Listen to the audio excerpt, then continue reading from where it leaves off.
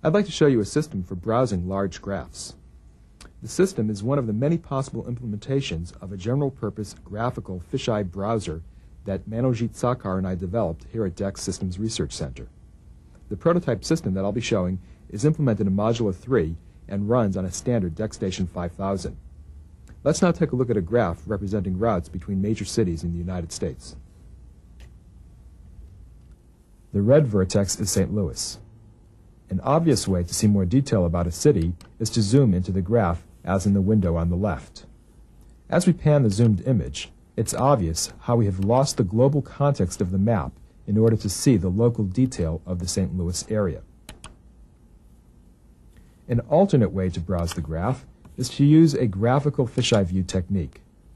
In a fisheye view, the area of interest is shown with detail, while the rest of the structure is shown with successively less detail. Notice that the entire structure remains visible. Watch now as I move the focus from St. Louis to Salt Lake City. The graph constantly changes to keep the area near the focus enlarged. Smooth, real-time animation provided the feedback necessary to keep the viewer oriented.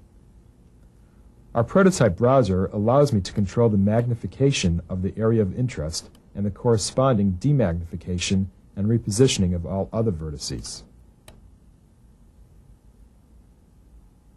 So far, the size and position of each vertex has been purely a geometric function of its distance to the focus. However, in many graphs, vertices have different relative importance. Let's turn off distortion for a moment and use the population of each city as its level of importance.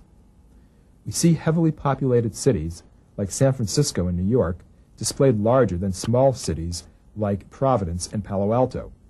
Now, as I factor geometric distortion back in, the size of each vertex is a function of both its importance and also its distance from the focus. Finally, our browser allows me to choose a threshold so that unimportant vertices are not displayed. By unimportant, I mean those vertices that either have a very low pre-assigned importance or are far away from the focus. Recall that we're using the population of each city as its level of pre-assigned importance. To sum up, graphical fisheye views are a useful technique for visualizing information. They show both local detail of a particular area as well as global context of how that area fits into the entire structure.